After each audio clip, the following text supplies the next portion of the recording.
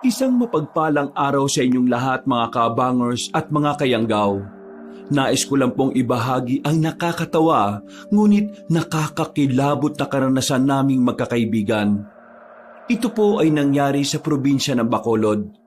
Nadamay kami sa isang pangyayari na nagpabago sa aming mga pananaw. Inakala namin kabanong na hindi na kami makakabalik sa normal naming buhay. Inisip namin na baka doon na talaga kami mamamatay. Mga aswang ang dahilan kung bakit tila nasilip namin ang pintuan ng kabilang buhay.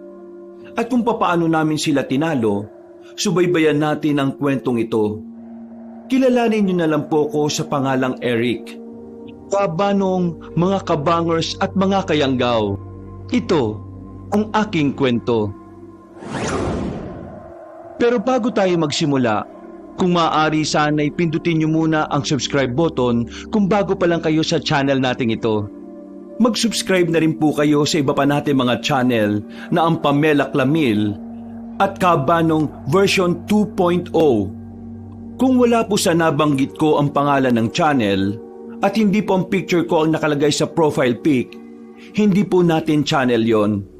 Huwag po nating suportahan. Huwag po tayong mag-subscribe o i-unsubscribe po natin kung nakasubscribe na po tayo. Nagnanakaw po yun ng ating mga videos. Naglalambing po ko sa inyo na ang suportahan lang natin ay ang mga channel na nabanggit. Mag-iwan na rin kayo ng comment at pindutin na rin ang like button. Napakalaking tulong po sa ating channel ang gagawin niyong pong ito. Isang malaking suporta po yun sa ating channel na labis ko pong ipagpapasalamat. At ngayon, sa ating pagpapatuloy. Kailan mo pa ba tinitiis ang sakit ng tiyan mo? Pambira ka naman oh. Tuwing pupunta kami rito sa bahay niyo, palagi kang masakit ang tiyan. Baka naman kasi kumain ka ng panis. Anong tingin mo sa akin? Walang pambili ng malinis na pagkain? Oo, brief nga, hindi ka makabili. Suot mo na naman yung brief ng lolo mo. Maya ka naman, patay na yun eh. Nagtitipid lang ako, no? Gaano ba kasakit ang tiyan mo, pre? Sobrang sakit eh. Lalo na kapag katatapos ko lang kumain. Pero nawawala naman siya. Kaso nabalik-balik din. Gusto ko sana magpa-check up sa bayan kaso malalaman ni mama na may ganito akong nararamdaman. Kapag nalaman niya na meron akong sakit, baka hindi na niya ako payagang lumabas-labas eh. Kilala niyo naman yun. Kahit ubo lang ang meron ka, ikukulong ka na sa bahay para magpagaling. Ayoko rito, no? Nakakabagot. Paano ka gagaling yan kung hindi ka magpapacheck up? Ano ba kinatatakot mo sa doktor? Ano ba kinatatakot mo? Doktor naman yung mama mo sa ospital ng bayan. Hindi ka talaga nakikinig eh, no? O sadyang mahina lang talaga yung utak mo? Kasasabi ko nga lang eh.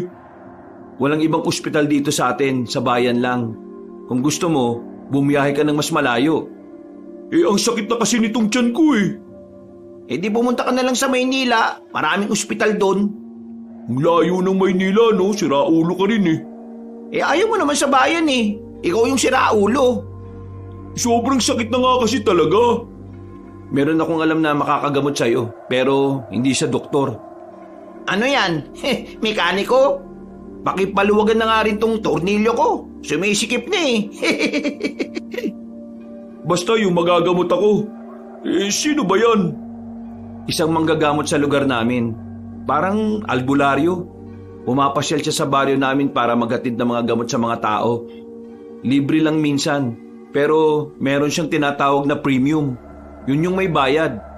Meron daw talagang epek yun sa kahit na anong sakit. Sige, dalhin mo na ako dyan. Sakit na eh. Anong oras na oh? Gabing-gabi na. Wala na sa baryo namin yung manggagamot na yun. Putik na yan. Saan ba nakatira yun? Hindi ko rin alam eh. Pero mamaya pag nakauwi ako, kakausapin ko yung tiyahin ko, baka alam niya. Kakausapin mo yung tiyahin mo? Bakit? Close na ba kayo? Kailan pa kami naging close nun? Kakausapin ko lang siya kasi kailangan. Sa ngayon, magtiis ka na muna, Jiro. Huwag kang mag-alala, sasamahan ka namin ngayong gabi. Hindi namin iniwan si Jiro sa bahay niya nung gabing yon, Kabanong. Nasa sala lang kami habang siya ay daing ng sakit sa itaas. Mga bandang 12:00, hindi na namin siya naririnig. Sinilip namin, nakatulog na pala ang loko. Napailing na lang kami ni Marco. Sa aming tatlo kasi, si Jiro ang may pinakamalungkot na buhay. Nakakaangat man ang pamilya niya, pero madalas lang siyang mag-isa. Lahat ng kapatid niya ay may kanya-kanya ng pamilya. Ang nanay naman niya ay stay-in sa ospital, habang ang tatay naman niya ay stay-in sa sementeryo. Patay na kasi ang papa ni Jiro. Si Jiro naman, hindi niya magawang alagaan ang sarili niya. Pabaya sa kalusugan. Kaya hindi na kami nagtataka kung ano-ano na ang nararamdaman niya. Sumapit ang kinaumagahan. Agad na namin siyang ginising. Sa mga sandaling yun, wala nang sakit ng kanyang tiyan. Pero nararamdaman pa rin daw niya ang hilab. Oh, kumusta ka na? Masakit pa ba? Eto, konti na lang. Hindi na kagaya ng kagabi. Sige na, maligo ka na. Pupunta na tayo sa amin. Baka nandun na yung matandang manggagamot. Mga 5 minuto lang kaming naghintay, Kabanong. Maya-maya lang din ay natapos na ring maganda si Jiro. Parang ligong itik lang. Meron pang sabon sa gilid ng tenga. Gamit ang sasakyan ni Jiro, bumiyahe na kami papunta sa amin. Hindi naman malayo. Kung tutusin ay walking distance lang naman. Pero mga tamad kasi kaming maglakad. Pagdating namin ay dumiretso na muna kami sa bahay. Kasama kong naninirahan doon ang tiyahin ko.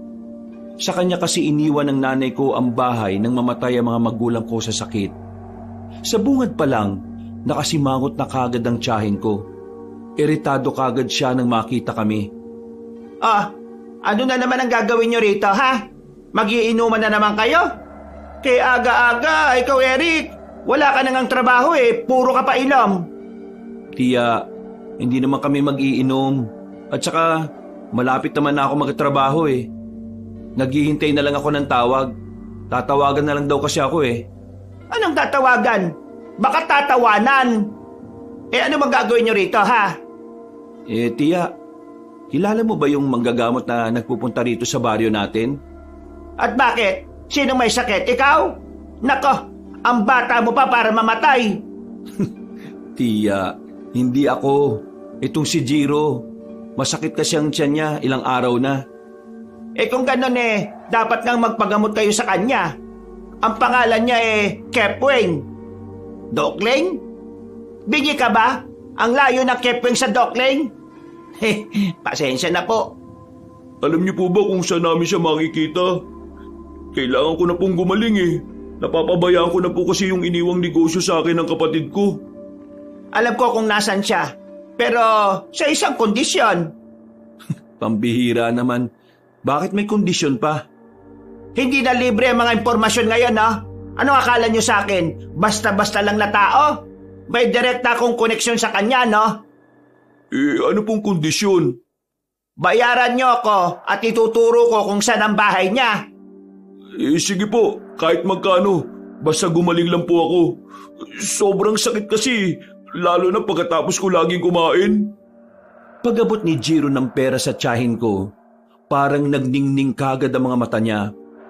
Parang nagliwanag ang paligid niya at lumapad ang kanyang ngiti. Napapailing na lang ako, Kabanong. Talaga palang ang matatanda ay mas nagiging masaya ang buhay kapag meron silang pera na binibilang. Nakatira si Kepwing sa dating Maisan. Sa dulo ng daan ito, sabay kaliwa. May nag-iisang bahay doon. Yon, kanya yon. Pambihira naman. Napakalapit naman pala. Nagbayad pa si Jiro sa'yo. Kaya malapit o malayo, kung hindi nyo alam, hindi nyo naman mahahanap yon. Nagtanong-tanong na lang sana tayo sa iba. Sayang lang ang pera. Pera lang yan. Ang pera na ibabalik. Pero ang sakit ng tiyan ko, bumabalik-balik din kaya tara na. Puntahan na natin habang hindi pa sumasakit. Buti pa itong isang kaibigan nyo nag-iisip Sige na, puntahan nyo na. Baka hindi nyo pa abutan yung matandang yon. Mag-aalmusal pa sana kami, Kabanong, pero nagmamadali na si Jiro. Dali-dali kaming naglakad papunta sa dulo. Pagliko pa lang namin, nakita na namin ang nag-iisang bahay na naroon. Maliit lang yon pero ang lawak naman ng bakuran. Maayos tingnan at malinis. Pero nang makalapit kami roon, wala namang kaming inabutang tao. Ang nadatnan lang namin ay ang mga naiwang gamit doon. Oops, walang tao. Mukhang sasakit muna yan bago dumating yung matanda. Maghintay na lang siguro tayo rito. Maggagamot ba talaga nandito? Tingnan nyo oh. Parang mga ngalakal eh. Maraming tambak. Hindi ka makaka-relate dyan, Jiro. Hindi mo naman naranasang mga lakal eh. Mahirap lang din yung matandang yon. Kaya hindi nakapagtataka kung meron siyang sinasideline na ganito. Ako ba pinag-uusapan niya? Sino ba kaya? Bakit kayo nasa lupain ka? Nandyan na pala kayo. Mga trespasser! Ano kailangan niya? Oo, kalpa lang, kalpa. Magpapagamot lang po ako. Magpapagamot? Bakit? Anong sakit mo? Kayo po ba yung manggagamot na si Mang Kepweng? Ako nga. Bigla na lang sumulpot, pre. Tingin ko kanina pa siya nandun eh. Naghahanap lang ng magandang pagkakataon para sa entrance niya. Shh! Tumigil ka nga. Ali kaya! Sumunod kaya! Biglang kumalma ang matandang lalaki at pinapasok na rin niya kami sa bahay niya. Napanganga na lang ako dahil hindi yun mukhang bahay para sa akin. Parang ang tambakan ng kung ano-ano. Ang sakit sa mata ng mga gamit na kung saan-saan lang nakalagay. Pinupo niya kami sa sofa na parang isang siglo nang hindi nalilinis. Maya-maya lang ay bumalik na rin siya dala ang isang tubig na may lumulutang panggagamba. Pasensya na kaya. Hindi kasi ako nakapaganda at nakapag-ladies. Tubig lang ang kaya kong ibigay sa inyo ngayon. At gagamba. Manahimik ka. Ay, okay. Kailan pa nananakit ang tiyan mo, iha? Nung nakaraang linggo pa. Bakit siya sumasakit? Bakit ako tinatanong nyo? Di ba trabaho niyong alamin kung bakit? Ay, oo nga pala. O sige, ganito na lang. Kailan siya sumasakit? Sumasakit siya kapag tapos na akong kumain. Tapos, ilang oras siyang masakit. Nawawala rin naman. Kaso babalik ulit kapag kumain ako. Simple lang ang gamot yan, iho. Sabihin niyo kagad para makaraos na ako. Kaya sumasakit ang tiyan mo kasi kumakain ka. Kaya ang dapat mong gawin, huwag kang kumain. Ho? Wag ano? Ayos ah. Huwag akong kakain? Biro lang. Mga seryoso naman kayo masyado. Hindi naman kami nagpunta rito para makipagbiruan eh. Nandito kami para gumaling na itong kaibigan namin. Kawawa naman ho siya eh. Kung wala kayong may lalapat na magandang solusyon uuwi na lang po kami. Teka. Alam ko makakapagpagaling sa kanya. Tumalma kayo. Ang kabataan talaga ngayon, masyadong mga balat sibuyas. Kami nga noon mas malala ang joke. Biruin mo ang joke namin noon patay na ang nanay mo. Kapag umiyak ka, ibig sabihin mahinang nilalang ka. Ano nga gagawin mo para mawala ng sakit ng tiyan ko? Kailangan mo munang kumain. Ho? Seryoso ba to? Hindi na ako mukhang nagbibiro kaya dapat maniwala na kayo. Bakit kailangan kumain muna? Kailangan maramdaman niya ulit ang pagsakit ng tiyan para malaman ko ang tunay na dahilan. Sige na, bumili na muna kayo ng makakain. Mas maganda sana kung mas marami. Nagugutom na rin kasi ako Manong, gusto mo lang yata kumain Kailangan niya nga kumain ng marami. Ang kulit mo Sige na. Kakain na ako ng marami. Pambira naman talagang buhay to. Marco, bumili ka nga.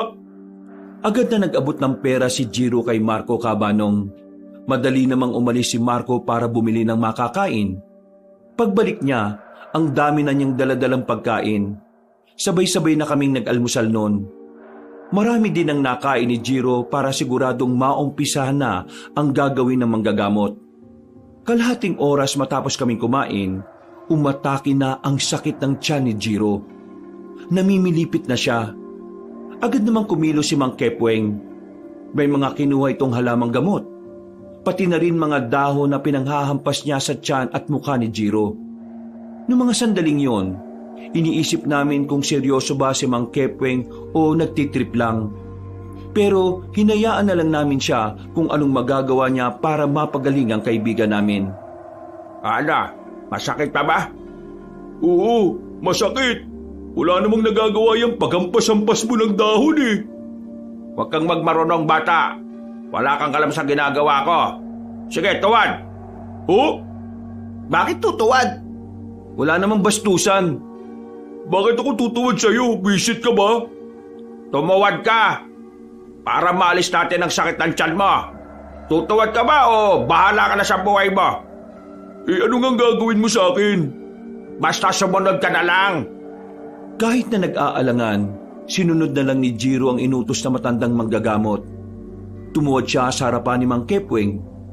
Nagulat na lang kami nang biglang lagyan ni Mang Kepweng ng sako ng bigas ang bandang tiyan ni Jiro. Pagkatapos, dinaganan nito ang kaibigan namin. Aray, aray! Anong ginagawa nyo? Nabubuang ka na ba? Ito lang ang paraan para mawala ang sakit ng tiyan niya. Biglang isang malakas at mahabang utot ang aming narinig at aming naamoy. Otik! Napakabaho ng utot mo, Jiro! Gagi! Labas muna tayo! Sige lang, iho. Ilabas mo na ang lahat ng hangin. Naipon na yan sa tiyan mo kaya yan sumasakit. Ibig niyong sabihin, kabag lang yan? Oo, kabag lang. Hindi ko alam kung bakit hindi siya makautot eh. Pero ang mahalaga, nakakautot na siya ngayon. Sabi sa inyo, magtiwala lang kayo sa akin. Diyos ko, ang sarap ng pakiramdam ko. Sarap sa pakiramdam, pero sakit sa ilong namin. Lumabas na muna kami ni Marco noong mga sandaling yon. Kahit nga hanggang bakuran, umabot ang baho ng utot ni Jiro. Mga nasa 10 minuto yata namin siyang naririnig na utot ng utot sa labas. Maya-maya rin ay nakitain na siya sa banyo ni Mang Kepweng. Bandang 10:00 na ng umaga, gumaan na ang pakiramdam ni Jiro. Kitang-kita sa mukha niya yon. Ay, success! Maraming salamat, Mang Kepweng ha. Dahil dyan, dadagdagan ko ang bayad ko sa'yo. Sobrang ginawa na ng pakiramdam ko eh. Pambihirang kapalaran talaga to. Kailangan ko lang palang umutot. Minsan kasi, nasa pag-utot talaga ang ginhawa ng buhay. O paano? Aalis na kami ha. Babalik na lang ako ulit dito kapag nahihirapan akong umutot ulit. Para dito na lang ako uutot ng matindi. Sige, utot lang ng utot. Naging maginhawa na rin ang buhay ni Jiro noong mga sandaling yon. Makalipas ang 1 linggo, hindi na muli pang sumakit ang kanyang tiyan kahit kumakain pa siya ng sandamukal. Samantala, mas naging abala naman ako sa pagtulong sa tiyahin ko sa paglalabada.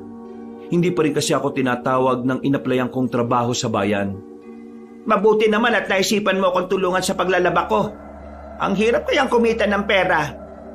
Alam ko naman po yun, tiya. Nagtatrabaho din naman ako dati, di ba? At nawalan ka ng trabaho kasi inaway mo ang boss mo. Buang ka rin eh. Kahit sino naman, aawayin ng boss kapag iniinsulto na mga magulang mo. Ngayon, wala kang trabaho. Wala kang pera. Asa ka sa akin. Paano kapag nagkasakit ako? Di wala tayong kakainin. Hindi naman kayo magkakasakit eh. Masamang damo kayo eh. Ano ka mo? Ang sabi ko, hindi kayo magkakasakit kasi mabuti kayong tao. Ayusin mo lang yung sinasabi mo. Teka, maiba nga tayo, tiya. Di ba kakilala mo si Mang Kepweng? Manggagamot ba talaga yun? Napagaling na ang kaibigan mo tapos magdododa ka. Nakasinghot ka ba ng bulok na medyas? Wala kasi sa itsura niya ang manggagamot eh. Pero meron akong narinig. Narinig ko si Mang Kepweng na may kinakausap sa telepono. Nabanggit niya yung aswang. Ano pong meron sa aswang? Sa pagkakasabi kasi ni Mang Kepweng, parang nakalaban na niya yung aswang dati. Abay, ewan ko. Di tanungin mo siya. Naniniwala ba kayo sa aswang? Anong klaseng tanong yan? Sagutin niyo na lang para naman may napag-uusapan tayo. Palagi na lang kayong masungit sa akin eh. Ay, naka. Ang aswang, totoo yan. Nakakita na ako niyan nung kabataan ko. Pero matagal na yon. Mahirap nang sabihin sa iba na totoo yan, lalo na't hindi naman na sila nagpaparamdam. Ibig sabihin hanggang ngayon may aswang pa rin? Baka si Mang Kepweng maraming alam sa ganyan. Siya ang kausapin mo. Ay teka, bakit ka ba interesado sa aswang? Wala lang, tiya. Baka curious lang talaga ako kung anong itsura nila at kung ano ang kaya nilang gawin. Nako, nakakatakot ang mga yan. Nakakakilabot. Ang sabi ng matatanda nung araw ang mga aswang ay kagaya rin nating mga tao. Magagaling ding manlinlang. Ah, ganun pala. Alam mo, sa halip na iniisip mo yung aswang, isipin mo na lang kung paano ka magkakaroon ng trabaho. Diyos ko, hirap na nga akong maglabada Mag-iisang buwan ka nang walang ambag dito. Magkakatrabaho din naman ulit ako, tiya. Kaunting tiis lang. Puro tiis. Tiis na lang ng tiis palagi sa buhay na ito. Tapusin mo na nga lang yung binabanlawan mo at nang maisampay na natin. Doon, sa bakuran ni Kumare. Doon natin isampayan. Tumango na lang ako sa kanya. Lumabas naman siya ng bakuran namin para humanap ng makakain. Napangiti na lang din ako, Kabanong. Kahit na masungit si tiya sa akin palagi, hindi niya ako hinahayaang magutuman. Minsan, masama lang talaga ang ugali niya. Pero kahit na ganon, ramdam ko na pamangkin pa rin ang turing niya sa akin. Lumipas pa ang ilang araw, mas naging abala ko kahit papano sa buhay ko. Kung ano-ano na lang kasi ang pinapasok kong trabaho para lang kumita. Matapos ang halos 1 linggong pagbabanat, nahirapan na naman akong makahanap ng mapapasukan. Kaya wala akong nagawa kundi tumengga na naman sa bahay. Benaya! Benaya! Pambihira ka naman. Bakit ba sigaw ka ng sigaw? Anong oras na may natutulog na. Oh, Mang Kepweng, close ba kayong dalawa nitong tiyahin ko? Close? Baka hindi mo alam. Close na close. Kababata ko yan Kababata mo pala to, tiya. Bakit hindi mo sinabi? Bakit ka naman sasabihin? May mapapala ka ba? Kepweng, ano ba kailangan mo ha? Magpapahinga na ako Pag ka munang magpahinga, marami ka pang misyon sa mundo. Siya nga pala, pwede ba ako makautang ng 300 muna sa'yo? Diyos ko, yang ka na naman Kailan ka ba makakabayad? Alam mo naman na wala rin naman akong sobrang pera. Ang pera ko dyan, panggastos lang namin. Alam mo namang walang trabaho tong pamangkin ko kaya ako ang kumakayod. Ano ka ba naman? Babalik ko naman Bukas na bukas din kagad. Kailangan ko lang talaga mabayaran si Paring Toreng. Ang kulit Nagpunta na naman sa bahay, may dalang itak. Yan kasi, uutang ka na lang sa mga taong siraulo pa. Kaya nga ako umuutang sa'yo kasi hindi ka siraulo. Hey, wisit ka talaga. Eric, kunin mo nga yung pera sa ilalim ng unan.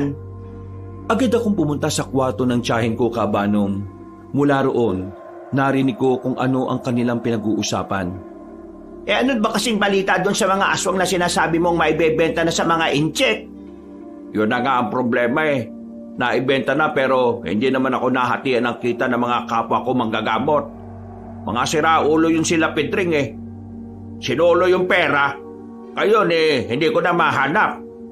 Alam mo, napakadali mo talagang maloko kahit na kailan. Kailan ka ba matututo? Ang hirap-hirap mahuli ng aswang na yun Sa kapis nyo pa kinuha, pero wala ka rin naman palang napala. Ay nako, nangyari na ang nangyari.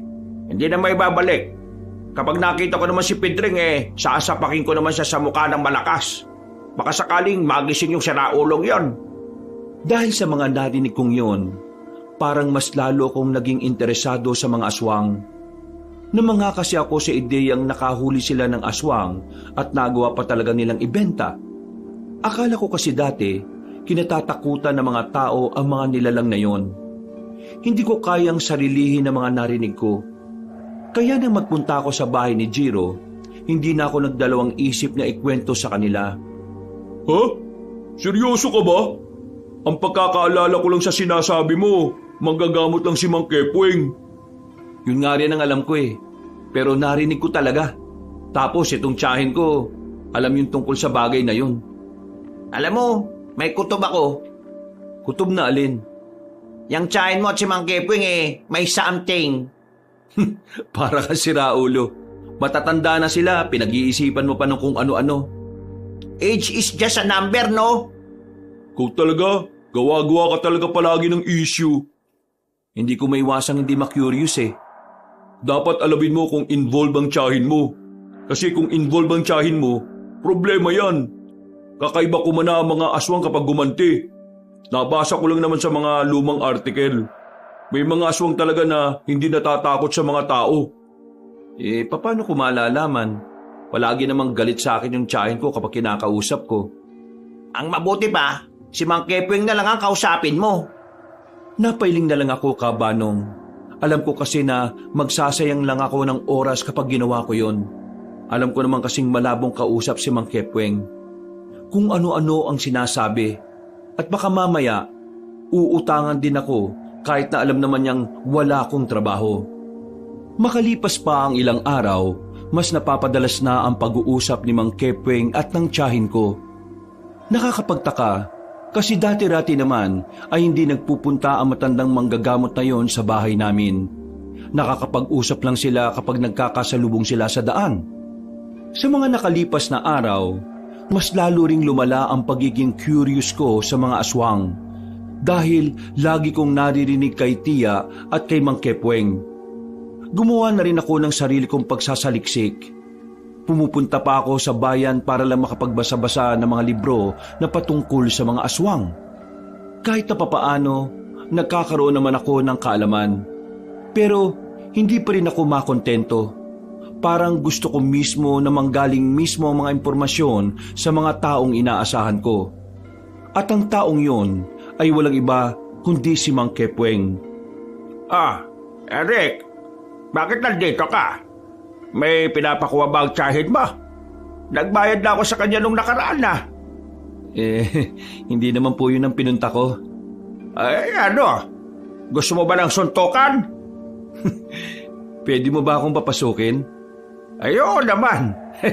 Joke lang yung suntukan ha. Baka maniwala ka mapilayan ka pa. Natatawa na lang ako sa mga sinasabi ni Mang Kepweng, Kabanong. Pagpasok ko sa bahay nila, napansin ko na malinis na sa loob ng bahay niya. Wala na ang mga nakakalat na gamit. Maaliwalas na talaga. Mabango pa. Napangiti na lang ako. Tinapik niya ako sa balikat nang mapansin niyang napansin ko ang bahay niya. Naglilinis na talaga ako. Kasi napansin ko, mula nang kumalat dito sa bahay ko hindi na nagpupunta ang tiyahin mo Mang Kepweng, eto tanong lang naman Huwag mo po sana akong pag-iisipan na masama. Ano bang itatanong mo? Huwag lang mahirap Kapag wala akong maisagot nanununtok ako Hindi, biro lang uli. Ay nako, mapagbiro pala talaga kayo no? Pero gusto ko lang po kasing malaman, ano ba talagang ugnayan nyo ng tiyahin ko? Parang kailan lang nalaman ko na malapit pala kayo sa isa't isa.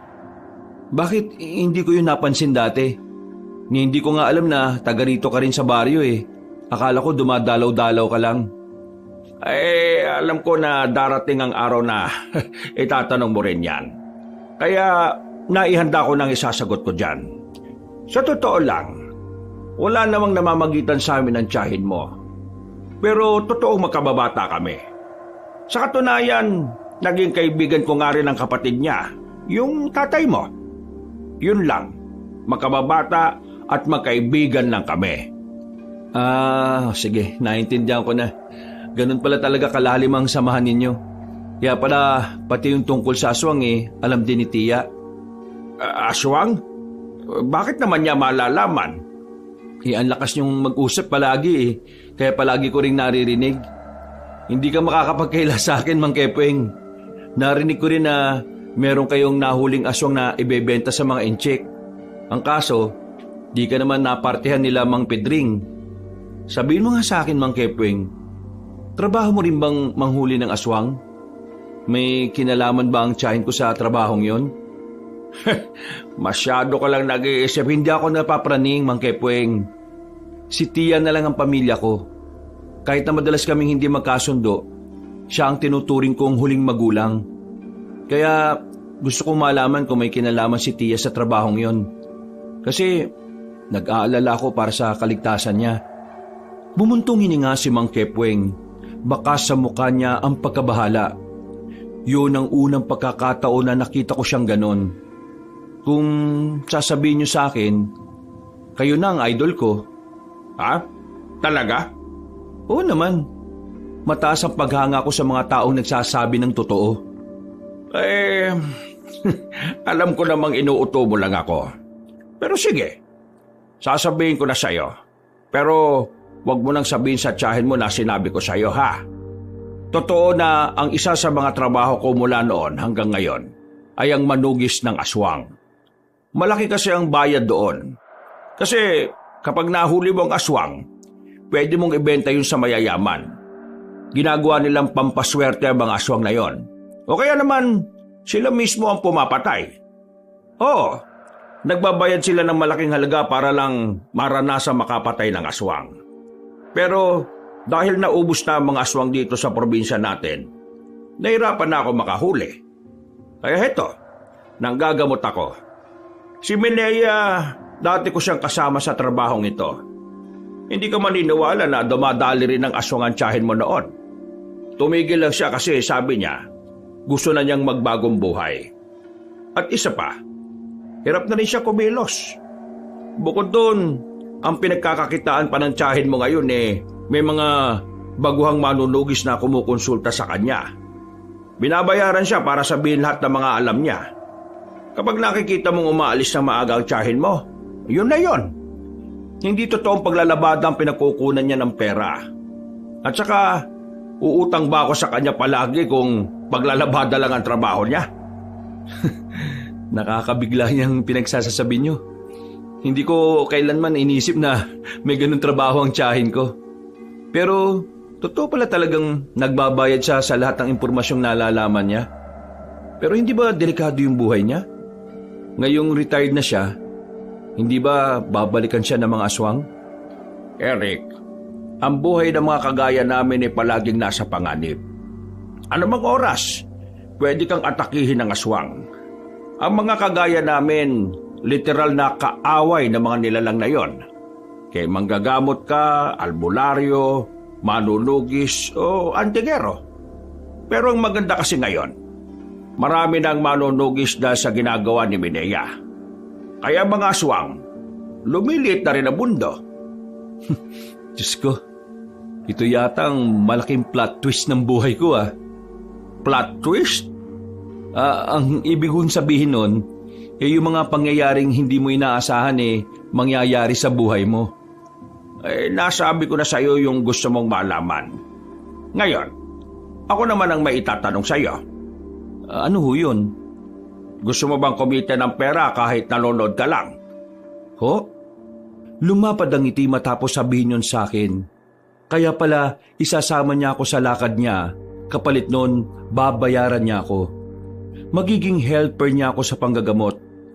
Madali lang naman ang gagawin kaya pinatus ko na rin kabanong.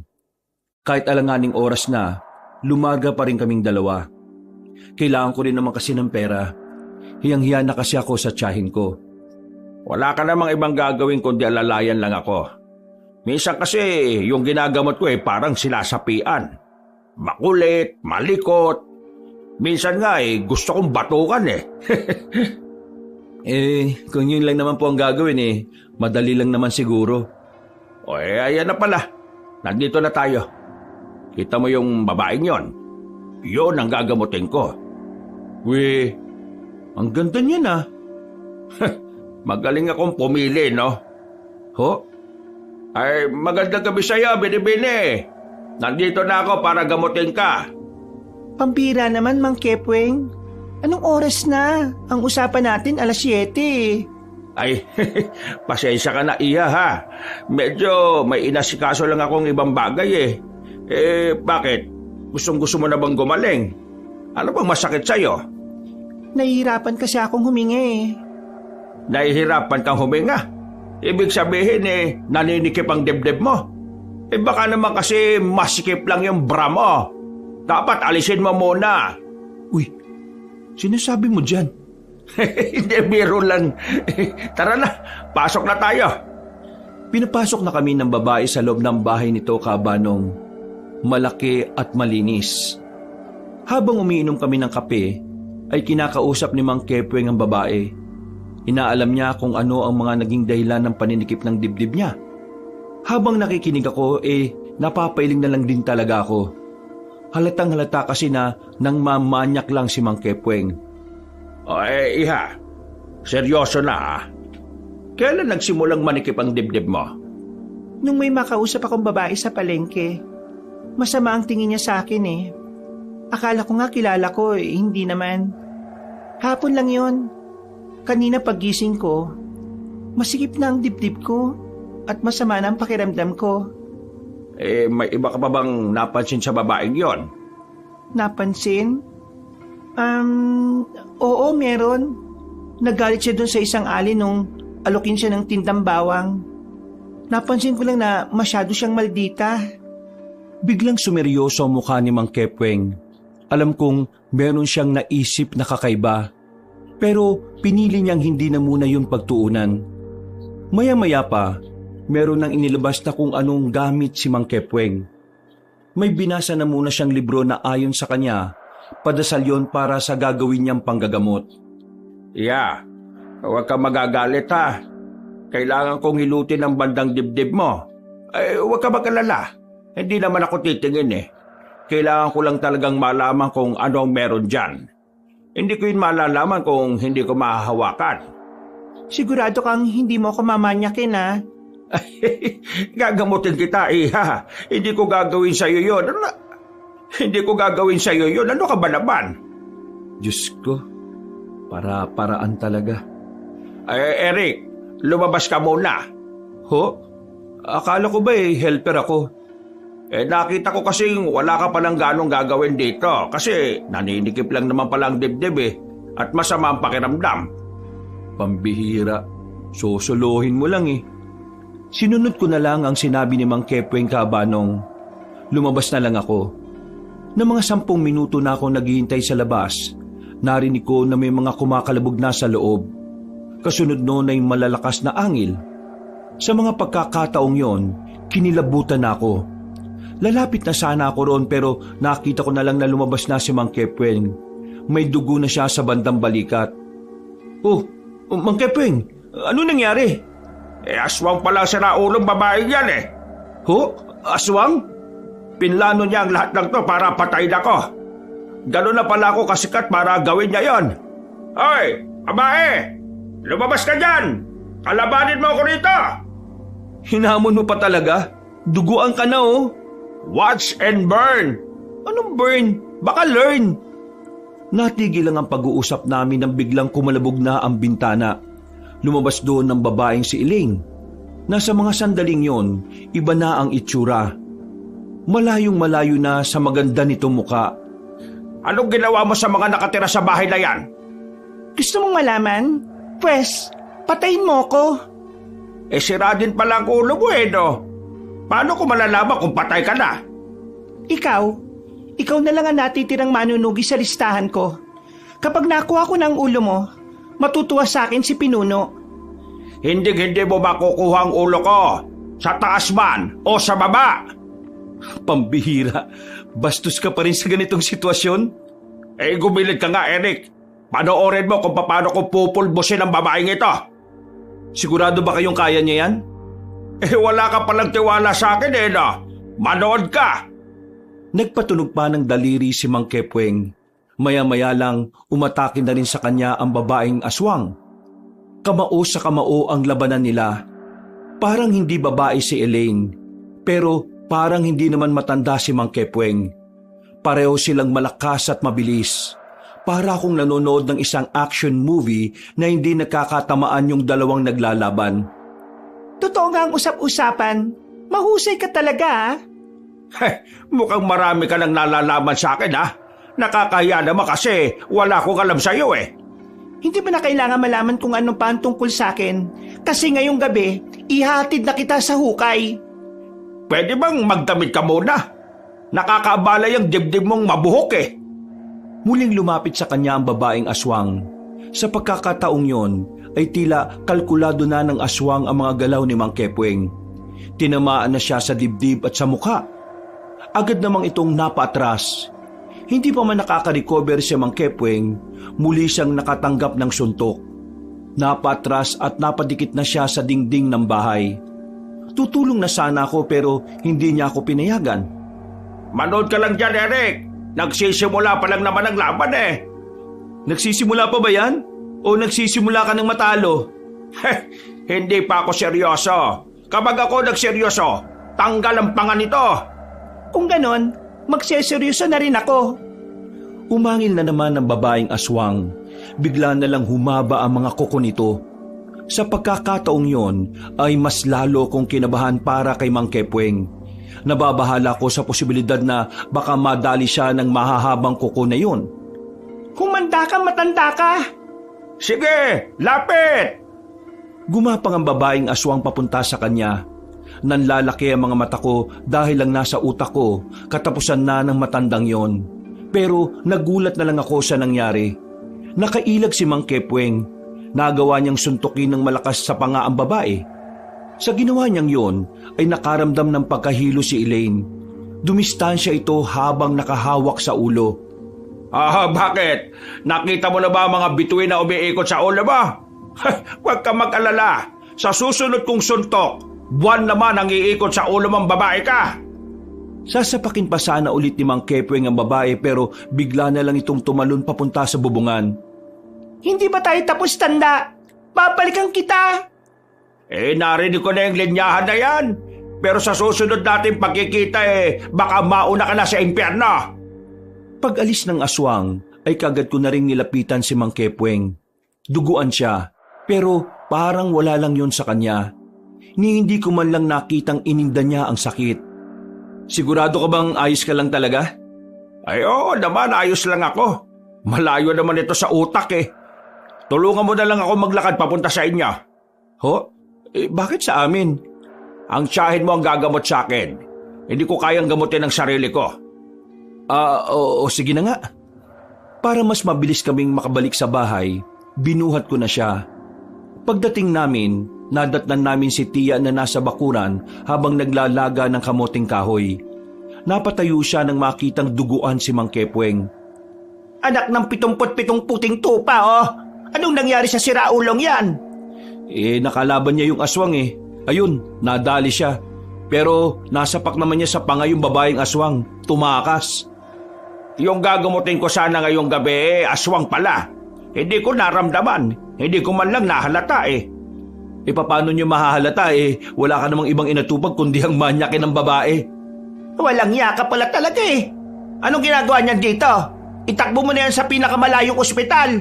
Hoy, Pinea, sige na, gamutin mo na ako. Huwag ka na mag-alinlangan, Tia. Alam ko na ang lahat ng itinatago mo. Alam kong dati ka manunugis. Ha? Paano mo naman nalaman?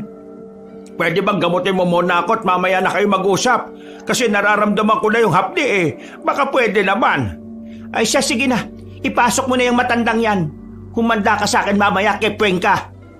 Hiniga ko na si Mang Kepweng sa papagkabanong. Agad namang siyang inasikaso ng tiyahin ko. Habang ginagbot siya ni Tia, ay lumabas na muna ako at tumambay sa bakuran. Natulala na lang ako noon, kabanong. Hindi ko kasi talaga inakala na mararanasan ko ang lahat ng yon. Nawiwindang ako sa lahat ng mga nalalaman ko. Lalong-lalo na ang tungkol sa tiyahin ko. Na inakala ko noon ay pangkaraniwang tao lang talaga. Pero may kakaiba rin pala itong nililihim. Dakong 2:00 na madaling araw, natapos na rin si Tia sa paglilinis ng sugat ni Mang Kepweng. Lumabas siya habang dala ang isang tasa ng kape. Inabot niya sa akin yon. Medyo nanibago ako kasi hindi naman siya ganun sa akin sa araw-araw naming magkasama sa bahay. Kumusta na po si Mang Kepweng? Ayan, maayos na kalagayan niya. Sayang at hindi natuluyan eh. Buti naman at mabuti na lagay niya. Anong nararamdaman mo kanina habang nasasaksihan ng pakikipaglaban ni Kepweng sa aswang? Siyempre, nagulat ako. Akala ko kasi normal na tao lang talaga yung babaeng yon. Pero isa palang aswang. Pero mas nagulat ako nang makita ko kung paano makipaglaban si Mang Kepweng. Parang hindi siya matanda eh. Ang lakas ng suntok. Hilong-hilo yung babaeng aswang eh. Nasabi sa akin ni Kepweng na alam mo na ang nakaraan ko. Wag ko kayo mag-alala, tiya. Wala naman akong pagsasabihan nun eh. Wala naman akong pakialam kung sino ang gusto mong pagsabihan. Ang dahilan kung bakit ayaw kong malaman mo ay dahil ayaw kong madamay ka sa maaaring panganib na nakadikit sa akin. Bago namatay ang mga magulang mo, sinabi ko sa kanila na hindi kita hahayaang magkaroon ng kaalaman tungkol sa mga aswang. Pero ngayon, hindi na kita napigilan. Ang gusto ko lang, huwag kang mapapahamak. Ang sabi ni Mang Kepweng, nasa panganib ang buhay nyo. Hindi ka ba natatakot na baka isang araw bigla ka nalang atakihin ng aswang habang natutulog ka? Matanda na ako. Ang dami ko nang nagawa sa mundong ito. Kung sakali mang mangyari yon, tatanggapin ko yon.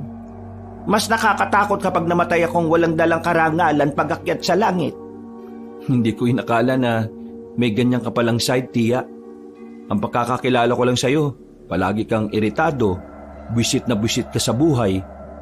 Baka inakala mo na mabait ako. Nagkakamali ka, Eric. Masungit talaga ako. Alam ko naman na hindi ka mabait. Kung ano man ang nalalaman mo, huwag mong masyadong pansinin. Kumilos ka pa rin ng gaya ng dati. At ayaw kong pag-usapan yon. Kinalimutan ko na yon. Lahat ng mga nangyayari ngayon na may kinalaman ng mga aswang, si Kepweng na ang bahala doon. Kinaumagahan, maaga kong nagising dahil sa lakas ng boses ni Mang Kepweng. Parang walang nangyari sa kanya dahil napakadaldal pa rin. Inabutan ko silang nag-uusap ni tiya. Kumuway pa sa akin si Mang Kepweng nang makita kong nasa pintuan na. Gising ka na pala. Halika na. Sabayan mo kaming ubusin itong kamoteng kahoy. Kumusta naman po ang sugat nyo, Mang Kepweng? Huwag ka mag-alala. Gumagaling na agad.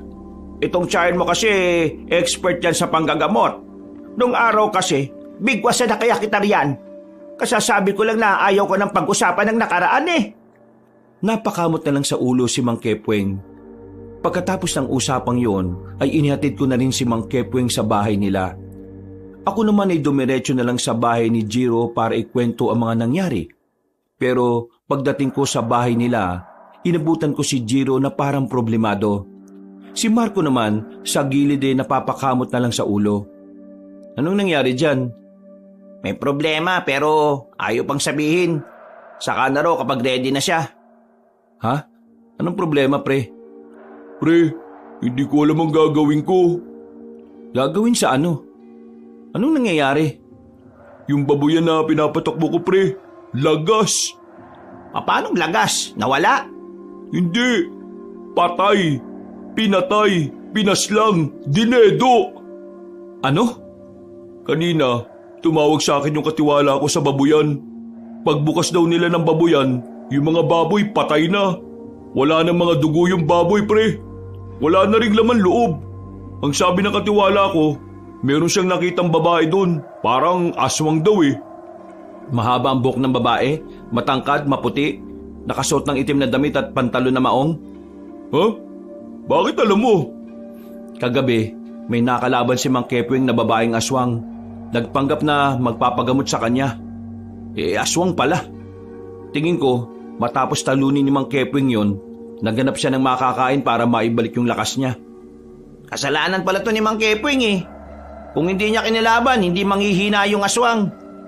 Buwang ka ba? Kung hindi niya kinalaban, baka namatay si Mang Kepweng at baka pati ako. Wisit na aswang yan ah. Ako ngayon na mayayari kay kuya. Sasabihan na naman ako na wala akong kwenta. Wala kang kasalanan sa nangyari, pre. Hindi mo naman kontrolado yun eh. Anong balak mo ngayon? Hindi ko alam. Sinabi ko naman sa nanay ko pero hindi naman naniniwala sa akin. Nasabihan pa ako nagdodroga eh. Ay nako, hindi ko na talaga alam ang gagawin ko. Hindi mo na may babalik ang buhay ng mga baboy. Patay na yan eh.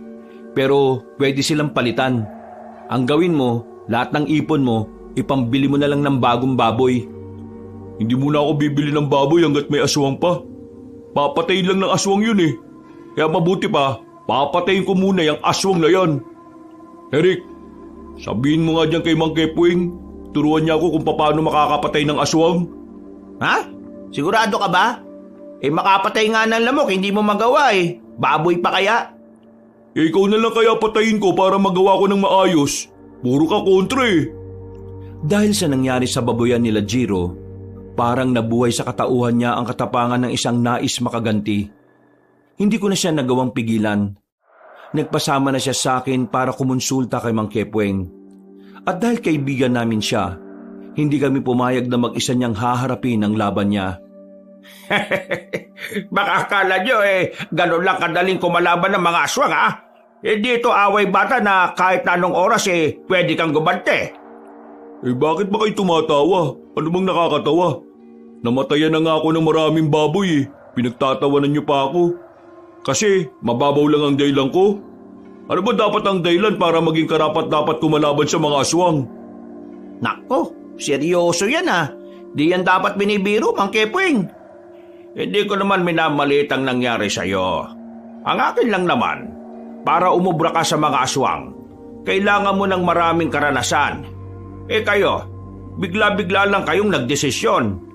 Halatang nagmamadali kang makaganti. Hindi ganun naglalaro ang buhay ng isang manunugis, iho. Ano nga ang kailangan gawin para maging isang ganap na kagaya niyo? Hindi maging kagaya ko. Wala kasi akong katulad Nag-iisa lang ako. Ang magandang sabihin, maging isang ganap na manunugis. Para maging ganun ka, kailangan mo ng pagsasanay. Pagsasanay? Anong klase pagsasanay ba yan? Isang matinding pagsasanay. Nagkatinginan kaming tatlo, Kabanong. Nagkasundo na kami ni Jiro at buo na rin ang loob namin. Habang si Marco naman ay halatang napilitan na lang. Kinabukasan, sinimulan agad namin ang pagsasanay na sinasabi ni Mang Kepweng. Walang kaalam-alam si Tia roon. Wala rin akong balak na ipaalam dahil alam kong hindi naman siya papayag. Ang unang linggo ng pagsasanay namin ay inilaan lang sa pagpapalakas ng katawan at resistensya. Kahit na papaano ay may maganda namang nangyayari. Sa pangalawang yugto ng pagsasanay namin, tinuruan na kaming humawak ng sandata. Medyo nahirapan kami sa parting yon. Kaya inabot na kami ng 2 linggo hindi pa rin namin makuha ng tama. Kaya niyo pa ba? 14 na araw na tayo sa pagsasanay ng sandata ha? Hirap na hirap pa rin kayong tatlo.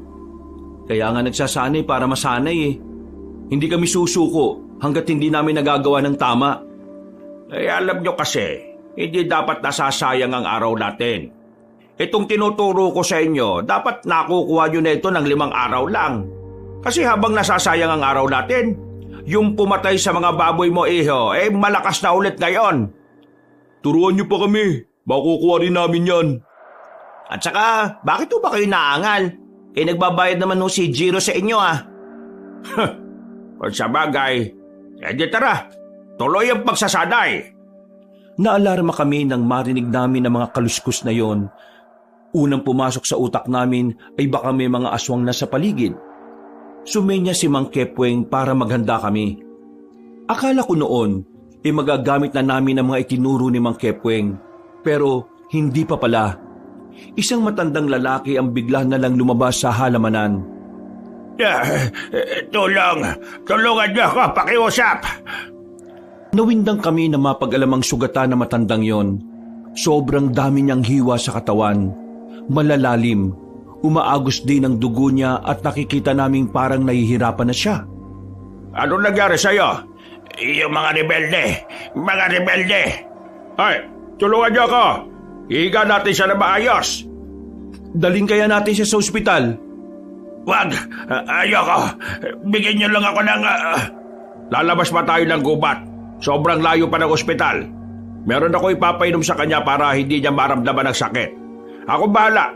Tatahiin ko yung sugat niya at magbubudbud ng pampahinto ng pagdurugo. Sigurado ka bang kaya mo siyang gamutin? Ang lala ng sugat niya, no? Titignan ko kung anong magagawa ko.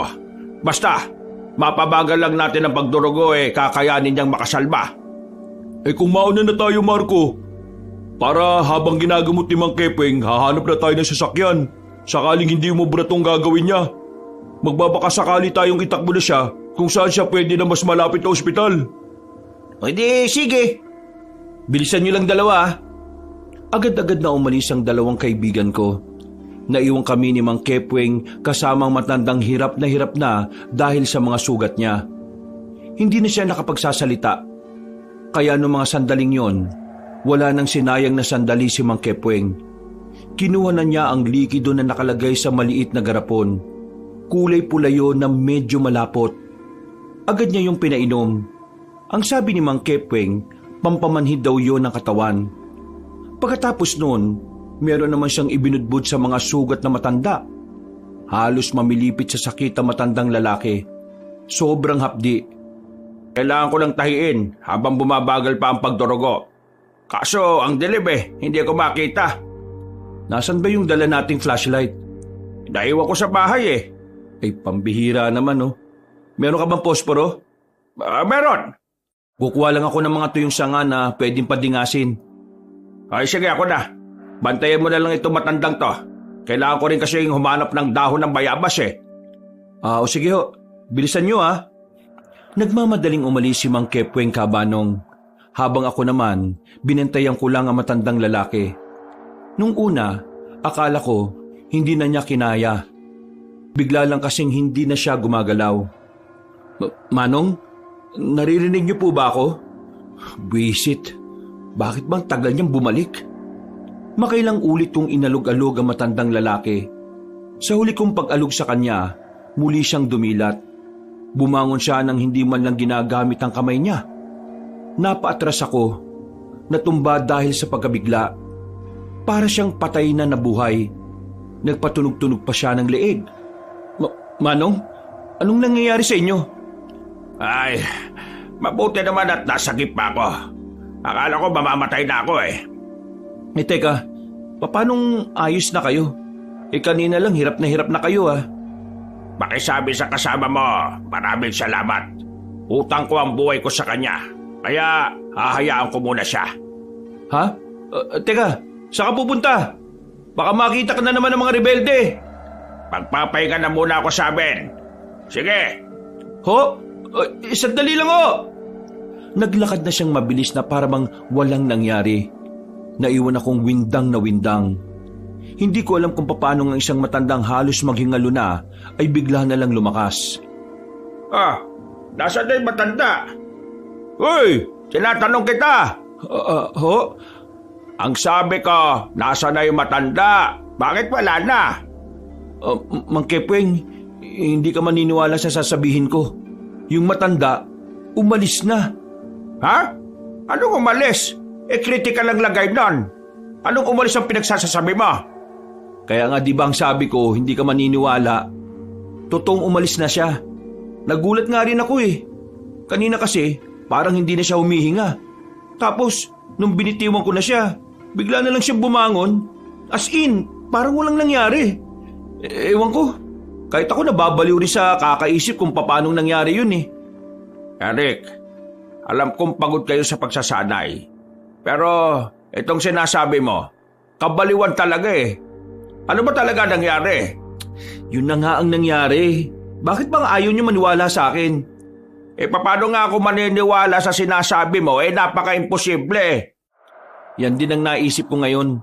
Pero totoong nangyari. Totoo talagang nangyari. Paano nangyari yon? Diyos ko naman Mga ilang sandali lang ay nakabalik na rin si Marco at Giro. Nang malaman nila ang nangyari ay nawindang din sila.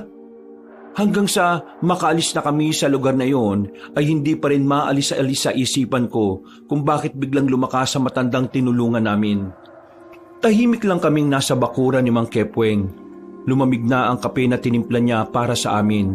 Pero napakalalim pa rin ang iniisip ko. Ipahinga mo muna yung utak mo, pre. Kapag iniisip mo ng iniisip, baka sumakit lang ang ulo mo Oo, tama si Giro. Ang utak dapat pinagpapahinga rin. Lalo na kapag madalas mong magamit. Maliban na lang kung inutil ka. Hindi masyadong nagagamit ang utak ng mga inutil Mang Kepweng, may masama akong kutob Ano? Masamang kutob? Anong ibig mo sabihin? Tumayo ko sa harapan nila. Naglakad ako ng pabalik-balik. Hinawakan na ako ni Marco nang mahilo na rin sila sa akin. Habang ako, hindi ko pa rin alam kung tama ba ang iniisip ko. Yung matandang yon. Ay, sandali. Tumatawag yung kasamahan ka. Sandaling lumayo si Mang Kepweng. Maya-maya'y bumalik siya at bakas sa mukha ang pagkabahala. Oh, bakit? Anong problema? Para kang pinagsakluban ng langit at lupa. Tumawag sa akin yung mga kasamahan ko sa kabilang nayon. Ang sabi nila, nakakainkwentro daw nila yung pinuno ng mga aswang. Oh, anong nangyari? Napuruan nila yung pinuno ng mga aswang. Mapapatay na sana nila ang kaso nakatakas. Yung pinuno ng aswang? Matandang lalaki ba? Oo, ang aswang na yun matandang lalaki. Bakit? Baka tama nga ang hinala ko. Hinala? Ano?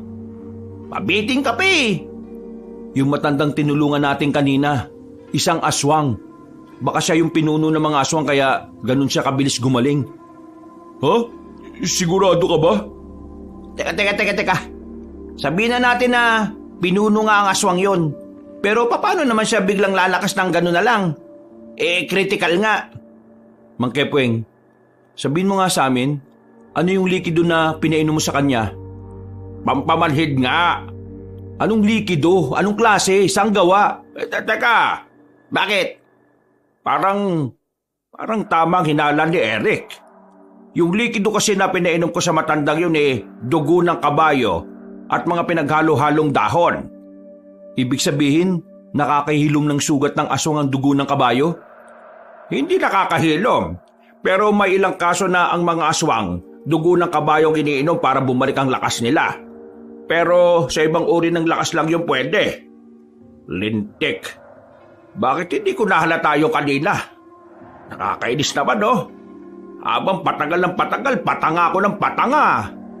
Wala na tayong magagawa dun. Nangyari nang nangyari. Patay na sana ang pinuno ng mga aswang kung hindi ko siya tinulungan. Ay nako, kasalanan ko talaga to Kung sumasama lang sana ako sa mga seminar nila, malalaman ko sana kung anong itsura ng pinuno nila. Ay, nakakabalas. Wisit naman talaga Pinagsisisipa ni Mang Kepweng ang mga balde sa gilid ng bahay niya, Kabanong. Sinisisi niya ang sarili niya dahil sa mga nangyari. Nilapitan ko na lang siya at pinakalma. Hindi ka naman namin masisisi. Walang sumisisi sa'yo. Alam namin na ginawa mo lang yon dahil na naigang pagiging matulungin mo. Alam naman namin na kung alam mo lang na aswang yon, hindi mo naman hahayaang makatakas yun Tama. Ang malaga ngayon, alam na natin kung sino ang pinuno ng mga aswang. Nakakasiguro ako na magagawa mo siyang talunin. Ikaw pa ba, Mang Kepweng? Hindi. Hindi nyo naiintindihan Nagtulong-tulong ang magagaling na manunugis ng iba't ibang lugar para lang kalaban ng nag-iisang aswang na yon. Ngayon, malakas na siya ulit. Hindi ko alam kung paano pa yun matatalo. Nagawa lang nilang maisahan kanina pero hindi na yun mauulit pa. Anong gagawin nyo? Susuko ka na lang? Iiyak ka na lang dyan? Akala ko ba mahusay ka? Akala ko ba matikas ka? Iiyak ka lang dyan ng ganyan na lang? Nang wala kang ginagawa? Walang natatapos na problema kung emosyon ang uunahin natin, Mang Kepweng. Kapag nalaman ni Tiyan na nagkakaganyan ka, baka hinambalos ka pa ng gulong ng truck nun. Tutulungan ka namin maitama kung ano man ang pagkakamali natin ngayong gabi. Sa mga sinabi naming yon, ay parang natauhan naman si Mang Kepweng. Naliwanagan na rin siya. Sinamantala na rin namin ang sandaling yon para mag-isip ng mga maaaring gawin para makaiwas muna sa panganib. Sa nangyaring yun kasi, naramdaman namin na may mga paparating na kaguluhan, lalo na't mukhang kilala ng pinuno si Mang Kepweng. Sa bahay ni Mang Kepweng kami natulog. Kinabukasan, nagtataka kami kung bakit ang daming taong sumisigaw sa harapan ng bahay niya. Pagsilip ko sa bintana, may mga residente doon na pilit siyang pinapalabas. Galit na galit ang mga yon na kung makakaharap lang siguro nila si Mang Kepweng ay baka dinumog na nila. Mang Kepweng, gising! Uy! Bakit ba? Ang daming tao sa labas. At ano yung sinasabi nilang manluloko ka? Peking manggagamot ka raw. Umamin ka nga sa amin. Ano na naman katarantaduhan ang ginawa nyo? Diyos ko, gigil na gigil sila. Ano ba, Mang Kepweng? Anong meron? Kinailangan namin munang umalis ng bahay ni Mang Kepweng para makaiwas sa galit ng mga tao. Nagpunta na muna kami sa bahay ni Jiro. Doon na muna namin pinalipas sa mga oras. Napapailing na lang si Mang Kepweng pero hindi siya nakatakas sa mga tanong namin kaya napaamin din siya sa bandang huli.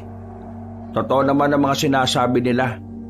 Hindi sila gumaling sa mga sakit nila dahil hindi naman ako totoong manggagamot. Nanloloko ka ng tao? Yun yung sideline ko lang naman. Pero huwag kayong mag-alala. Wala namang masamang dulot sa katawan ng tao yung mga pinainom ko sa kanila. Parang subok-subok lang kung gagana. Ganon. Lakas din naman pala ng amats mo, Mang Kepweng eh. Bakit ka nanloloko ng tao? Para kumita. Hirap nang mamuhay ngayon eh. Kapag lumabang ka ng patas, talo ka. Mindset mo pang kriminal eh. Kriminal ka ba? Malamang hindi. Buwang ka yata eh. Galit na sa'yo yung mga tao. Yung iba sa kanila, taga-ibang lugar pa. Kaya magiging most wanted ka na rin sa ibang baryo. Sa madaling sabi, matitigil na rito kalokohan mo kasi wala naman niniwala sa'yo eh. Naiintindihan naman namin na kailangan mo ng pera.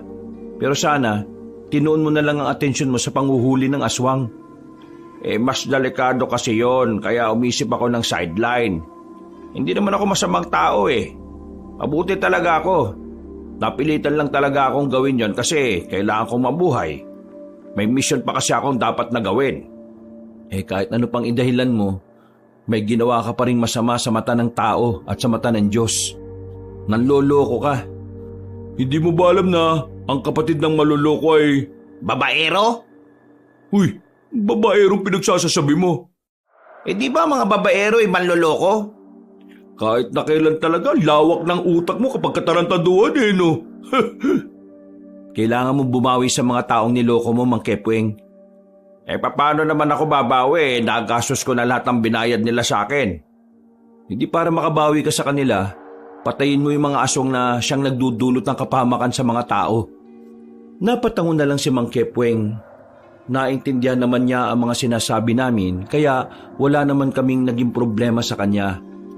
Hindi naman siya handa naman niyang baguhin ang panluloko niya at ituon ang atensyon sa mga aswang. Sumapit na ang kinagabihan. Umalis kami ng bahay nila Jiro para may puntahang kakilala di umano ni Mang Kepweng. Hindi namin alam kung ano ang gagawin niya pero dahil sa banta ng mga aswang, sinamahan pa rin namin siya. Dakong 9:00 na ng gabi nang marating namin ang bayan. Kahit medyo syudad na sa lugar na yon, kapag mga ganong oras ay kakaunti na lang din talaga ang makikitang tao sa lansangan. Sinuyod namin ang tingin ng mga paligid. Hinahanap namin ang taong sinasabi ni Mang Kepweng. Ano ba talagang kailangan yung pag-usapan nung sinasabi mong kakilala mo? Kailangan ko lang kunin sa kanya yung mga anting-anting na hiniram ko sa isa pang kakilala. Magagamit ko yung kapag kinalaban na natin ang mga aswang. Akala ko ba may sarili kang anting-anting? Meron nga, pero hindi naman yon para talaga sa pakikipaglaban eh. Mahina lang yon. Dapat pala, makuha natin yung anting-anting na sinasabi mo para mapatay natin yung mga lintik na aswang na yun. Saan ba kayo magkikita? Ang sabi niya sa postero na malapit sa dating istasyon ng mga pulis. Ayun yung dating istasyon ng pulis oh. Binilisan namin ang aming paglalakad hanggang sa makarating na nga kami sa iskinita. Naroon ang poste pero wala naman kaming nakitang tao kahit na isa. Tinumbok pa namin ang medyo madilim na iskinita. Mahina na rin kasi ang liwanag na meron doon. Maya-maya lang, meron nang nasagi yung paa ko sa baba. Pagtingin ko, isang lalaking nakahandusay ang nakita namin. Duguan ng lalaki at wala ng malay. Nang tingnan ni Mang Kepweng yun, nakumpirma niya na yun nga ang kakilalang dapat ay maghahatid sa amin ng anting-anting. Wala na yung buhay at wala na rin ang anting-anting na inaasahan ni Mang Kepweng. Naka! Naunahan tayo ng mga aswang. Mukhang pinigilan talaga nila ito para hindi ako makapalag eh. Kilala ka ba ng mga aswang? Sa ginawa kasi nila na to, parang alam nila ang kapasidad mo eh. Kaya kailangan ka nilang pigilan. Hindi naman sa pagmamayabang pero nung araw, kaming dalawa ni Minea ang isa sa pinakamahusay na manunugis. Kaya hindi na ako magtataka na baka marami na rin silang alam sa akin. Paano naman si Aling Minea? Kung ikaw pinigilan nila, baka mamaya pati ang tiyahin ni Eric galawin din nila. Malamang kilala rin nila yun. Napag-usapan naman na namin yan ni Minea. Handa siya sa bagay na yan. Anong gagawin natin ngayon? Kawawa naman. Napag-utusan lang, namatayan pa. Tatawagan natin yung numero ng mga pulis. Sila na bahala rito. Yung anting-anting, Wala na tayong magagawa. Iisip na lang ako ng ibang paraan kung paano ko lalabanan yung mga lintik na yon. dismayado kaming umalis sa bayan. Bagsak ang balikat ni Mang Kepweng nang bumalik na kami sa bahay niya. Sa puntong yon ay wala nang mga nagngangalit na tao. Kinabukasan, naging kalmado lang ang sitwasyon. Maaliwalas ang paligid at parang perpekto ang araw na yon para sa akin. Hindi ko rin alam kung bakit, basta pakiramdam ko, walang panganib sa mga oras na yon. Tinulungan ko si Tia sa mga labahan niya. Mga bandang 12:00 ng tanghali ay tapos na kaming dalawa. Habang kumakain, nabanggit ko kay Tia Minea ang nangyari. Makinig ka sa akin, Eric. Hindi mo dapat inugnay ang sarili mo kay Kepweng. Delikado ang ginagawa niya. Baka mapahamak ka. Akala ko po, ayos na sa inyo eh. Ayos ang alin? Ang sumama ka sa pakikipagpatayan sa mga aswang? Gusto mong multuhin ako ng nanay at tatay mo? Ginawa ko ang lahat maiwas ka sa buhay na tinaha ko. Tapos ngayon, ikaw naman ang lalapit sa kapahamakan. Nag-iisip ka ba talaga? Tia, matanda na ako. May sarili na akong pag-iisip. Kaya ko na rin magdesisyon sa sarili ko. Desisyon ang tawag mo sa ganyan? Inilalagay mo ang buhay mo sa panganib. Nung nakaraan, pinagbigyan na kita kasi nangyari na. Pero kung minala si Kepweng at naisan siya ng babaeng aswang, pati ikaw patay. Tia, hindi pwedeng wala akong gawin. Kasama ni Mang Kepweng yung dalawa kong kaibigan. Isa pa, hindi na rin naman ibang tao sa amin si Mang Kepweng. Hindi ko kayang pabayaan yung matandang yun. Kayang-kaya ni Kepweng ang sarili niya kahit na walang kasama. Kilala ko siya, kaya alam ko ang kapasidad niya. Hindi niya naman kami kailangan eh. Kung alam niya sa sarili niya kaya niya pa rin. Kaya payagan mo na ako. Hindi lang naman ito tungkol sa pansarili naming dahilan eh. Tungkol na ito sa mas maraming buhay. Alam kong naiintindihan mo rin ako kasi naranasan mo rin namang magpahalaga sa buhay ng iba eh. Kailangan ni Mang Kepweng ng kasama. Lalo na ngayon, buhay ang pinuno. Yan, isa pa yan. Patay na sana ang pinuno ng mga aswang kung hindi dahil sa pagiging peking manggagamot nitong si Kepweng. Nakakabalas eh. Yung iba, hindi magamot. Tapos yung pinuno ng aswang nagamot niya. At teka, alam niyong peking manggagamot siya? Malamang. Wala namang naitatagong lihim sa akin na matandang yun eh. Napabuntong hininga na lang si Tia. Tumingin siya sa akin ng seryoso. Bahala ka na sa buhay mo, Eric. Basta ako, sinabihan na kita. Tia, may malaking problema ngayon si Mang Kepweng eh. Wala siyang magagamit na anting-anting na mas malakas. Meron akong alam na solusyon dyan. Puntahan mo si Kepweng. Sabihin mo pinapatawag ko siya. Pagkatapos ng pananghalian, ay wala na akong sinayang na oras. Tumakbo ko patungo sa bahay ni Mang Kepweng. Sakto namang naroon siya, pati na rin ang dalawa kong kaibigan. Agad naman silang sumama sa akin. Bandang 1:00, naglakad na kami paalis. Tinatahak namin ang 100 na madalang nalang mapuntahan ng mga tao. Isa yung abandonadong daan na dating alternatibong dinaraanan ng mga taga-baryo. Pero dahil sa pagguho ng lupa mula sa kabundukan, naharangan ng daan at hindi na kailanman napakinabangan. Sa dinami-rami ba naman ng lugar na pagtataguan mo ng anting-anting? Dito pa talaga sa lugar na ito. Alam mo namang hindi na tayo makakadaan dyan dahil gusto mong may magamit na anting-anting, di ba? Manahimik ka. Wala ka pala, Mang Kepweng eh. Under ka lang pala ni Aling. Manahimik ka rin kung wala ka sasabing maganda. Malayo pa ba tayo, Tia? Ayan na tayo. Nasa harapan namin ang kalsadang natabunan ng mataas na lupa. Ayon sa kanya, kailangan naming tawirin yon para makarating sa kabila. Naroon daw kasi ang anting-anting na iniwan niya noong nagretiro siya. Isa rin sa mga dahilan kung bakit hindi na ako bumalik sa pagiging antingera at manunugis ay dahil inisip kong ang pagguho ng lupang ito ang sinyales na kailangan ko ng kalimutan ng tungkulin na yon. Pero ngayon, naiintindihan ko ng darating ang araw na kailangan ko pa rin gawin ang huli kong misyon. At yon ay ang ipaubaya sa iyo, Kepweng, ang huli nating alas. Maraming salamat sa tiwala mo, Minea.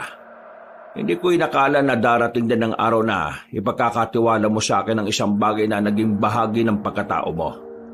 Ang tanong, paano tayo makakadaan? Kaya ko kayo pinadala ng lubid ay dahil parting bangin na yon.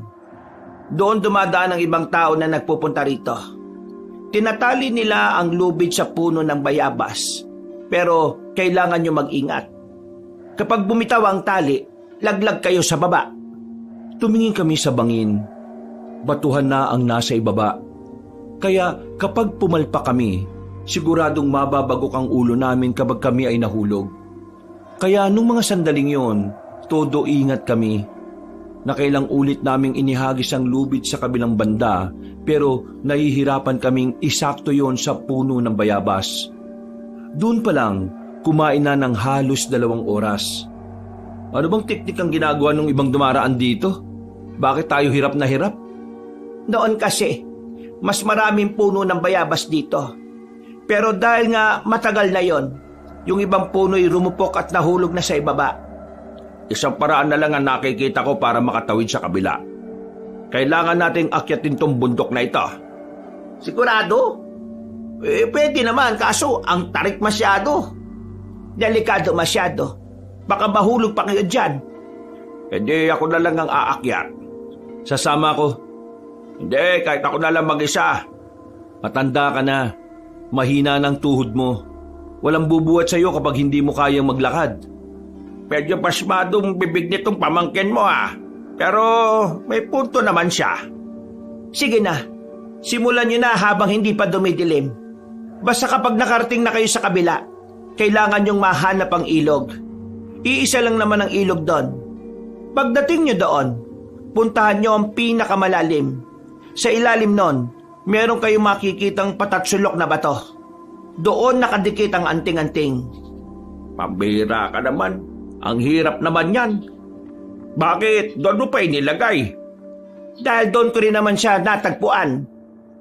Sige na. Lalarga na kami. Mag-iingat kayo.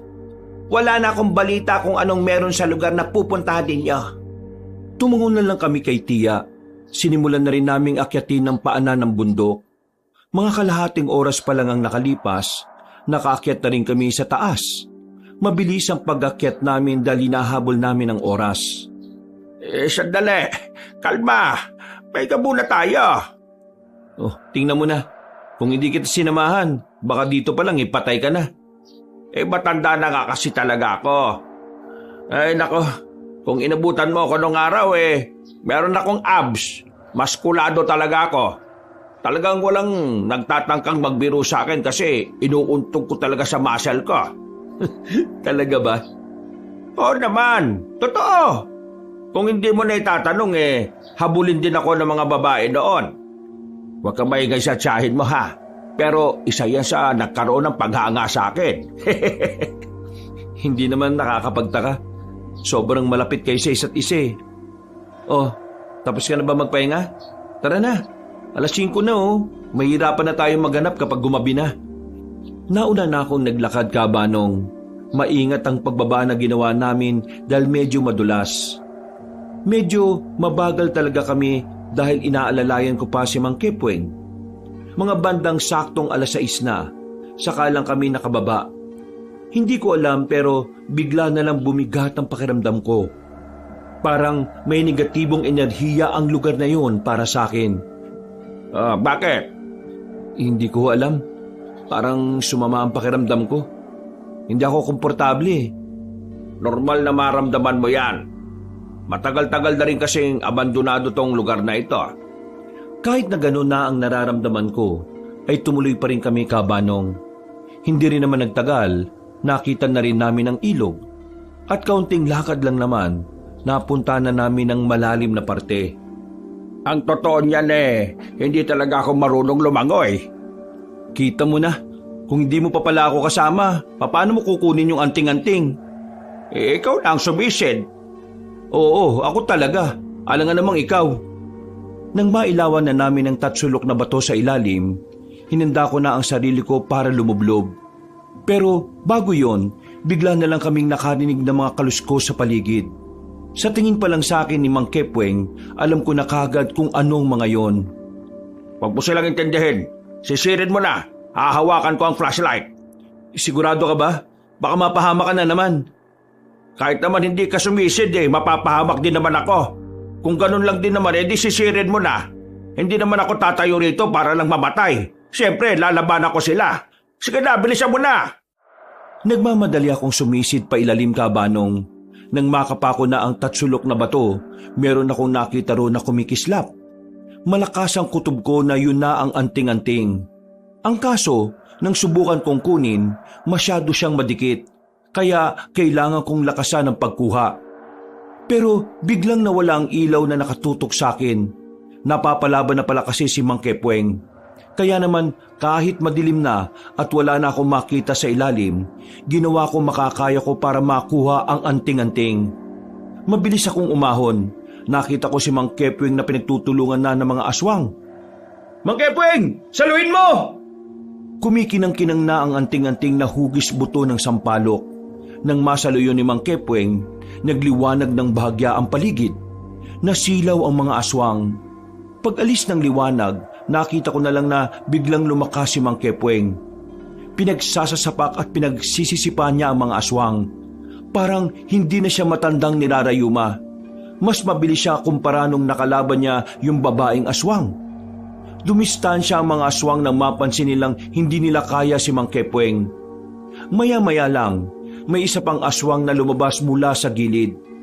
Boses pa lang nito, kilalang kilala na namin. Ang lakas din naman ang loob mong umapak dito sa lugar namin, mga aswang. Lugar? Kailan nyo pa naging pag-aari ito? Ha! Ang kakapal din ng mga mukha nyo na! Dito ka na mabubulok, Kepweng. Isang malaking pagkakamali na pumunta ka rito. Tingin mo ba'y pupunta ako rito para lang mamatay? Pumorma si Mang Kepweng, bagay na pinagtaka naman ng babaeng aswang. Habang ako naman, nasa gilid lang. Ginaw na ginaw.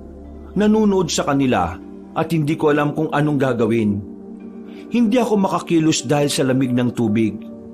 Eric, diyan ka na muna. Tatapusin ko lang itong babaeng ito.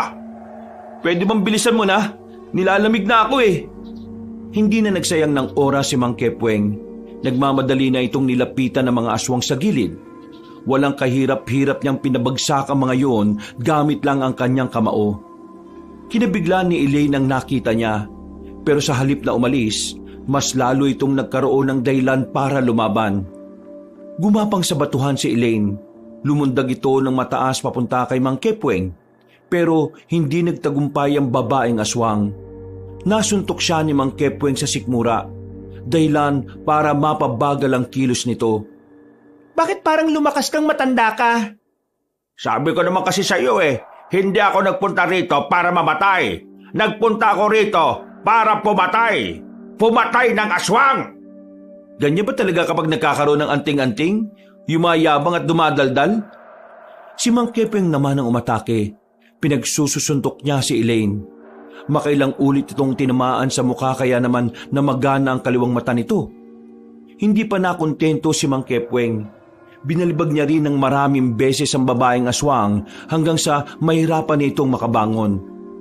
Isang malaking pagkakamali na nakita mo ako rito, Elaine. Katapusan mo na ngayon. Sayang ka Maganda ka pa naman sana. Papatulan sana kita kung hindi ka lang aswang Nagawa pang tumawa ni Mang Kepweng. Bumwelo na siya at saka sinuntok sa dibdib ang babae. Sa lakas ng suntok niya ay nabali ang buto ng aswang. Pagbagsak nito ay siya ring binawian ng buhay. Napapabuntong hininga na lang si Mang Kepweng. Sa pagkakataong yon ay nagawa ko na rin gumalaw para lumapit sa kanya. Alis na tayo, nilalamig na ako. Marami sila rito. Kailangan muna natin magtago. Kaya mo naman na sila, di ba? Kasi may anting-anting ka na. Hindi ko pa nakakabisado ang anting-anting kaya baka pumalya ako sa susunod na laban. Makinig ka na lang. Yayakapin na lang kita ng mahigpit para mag-init ka. Kadiri ka. Hindi na namin hinintay pang may makakitang ibang aswang sa amin. Nagmamadali na rin kaming umalis at naghanap ng pwedeng matataguan.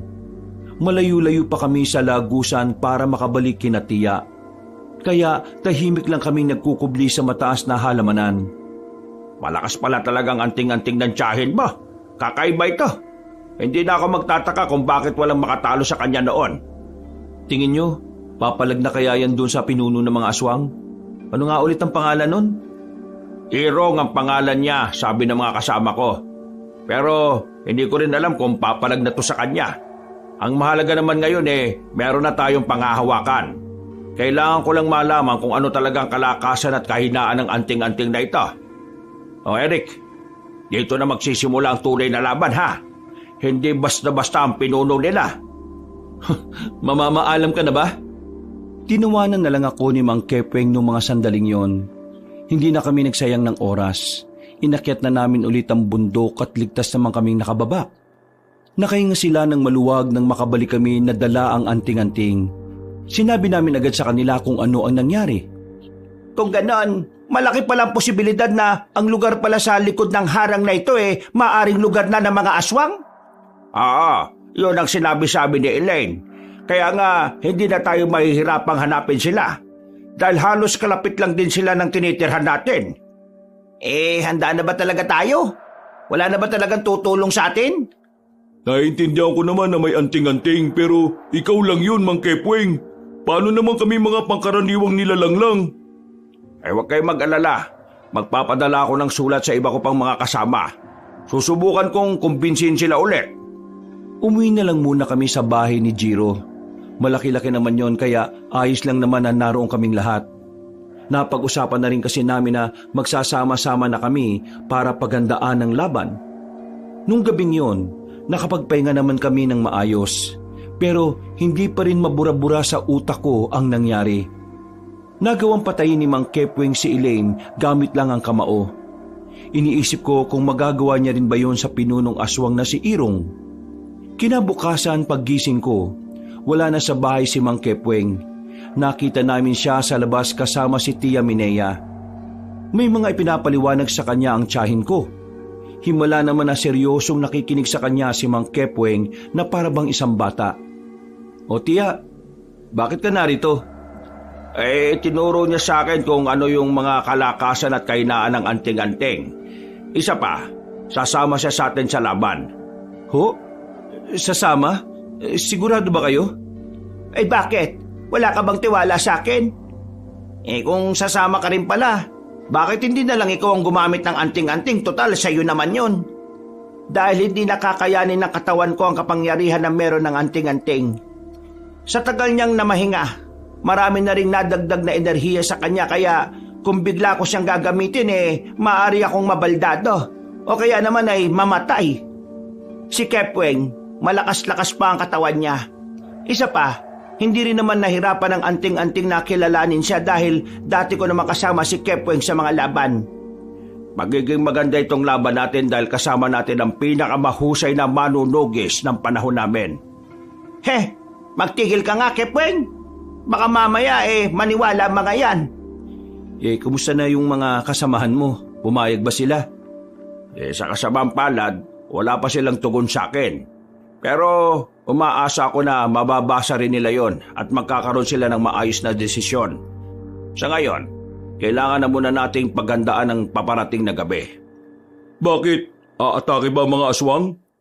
Isa na namang manggagamot ang biniktima ng mga aswang kaninang madaling araw base rito kay Minea. Kaya nakatitiyak kami na iisa-isay na rin nila tayo. Nilaan namin ang araw na yon para sa sandaling pagsasanay. Makalipas ang buong maghapon, binigyan na kami ni Mang Kepweng ng tigisan naming sandata. Habang si Tia Minea namin, tanging latigo lang ang gamit niya. Noong mga sandaling yon, Aminado akong kakaiba ang kaba na nararamdaman ko. Ano naman kasi ang alam namin sa pagiging manunugis? Mga simpleng magkakaibigan lang kaming tatlo. Habang ang dalawang matandang kasama namin ay tinaguri ang mahuhusay sa larangan nila. Pero kahit na may pangamba sa dibdib ko, pinilit kong kalimutan yon. Bandang 6:00 ng gabi, lumarga na kaming 5. Wala kaming tsak na direksyon. Ang pakay lang namin makita ang mga aswang at pigilan sila sa kanilang pag-atake. Sandali lang. Bakit? May aswang na ba sa paligid? Napatingin kami sa paligid ng kagubatan. Tinutukan namin ng ilaw ang gilid-gilid pero wala pa naman kaming nakita. Uutot lang ako. Sira ulo ka talaga kahit na kailan.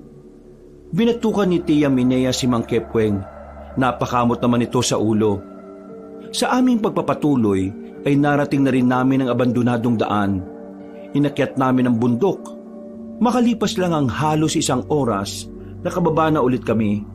Nakatapak na kami sa hinihinala naming lugar ng mga aswang. Kaya naman mas lalong tumaas ang aming kaba. Kung ano man ang iba niyong iniisip, huwag niyo munang isipin. Ituon niyo ang atensyon niyo sa mga oras na ito. Papalapit na tayo sa lugar nila. Hindi nagtagal, nakarinig na kami ng malalakas na hiyaw mula sa kung saan. Ang sabi ni Tia Minea, kumpirmadong mga aswang daw yun. Humihiyaw daw ng ganun ng mga aswang para tawagin ang iba pa nilang mga kasama. Sa ideya pa lang na mas marami sila kumpara sa amin, alam na naming madedihado kami. Pero kapag nakikita ko si Mang Kepweng at Tia Minea na parabang hindi man lang kinakabahan, kahit papaano'y napapanatag ang kalooban ko. Nagtiwala na lang ako sa kung anuman ang magagawa nila sa laban na yon. Dito pala naglulungga ang mga hinayupa ka. Sa wakas, nakita na rin namin kung saan ang mga aswang. Isa yung malawak na kapatagan. Naglagay lang sila ng mga tent na nagsisilbi nilang tulugan. Hindi bababa sa 15 aswang ang naroon. At ayon pa sa 2 matanda, wala pa roon ang pinuno ng mga aswang. Hindi ko nararamdaman dito yung pinuno nila. Ibig sabihin, may pagkakataon tayo para lagasin ang mga yan. Mamadaliin lang natin, kaya ihanda niyo ang sarili ninyo. Mamadaliin?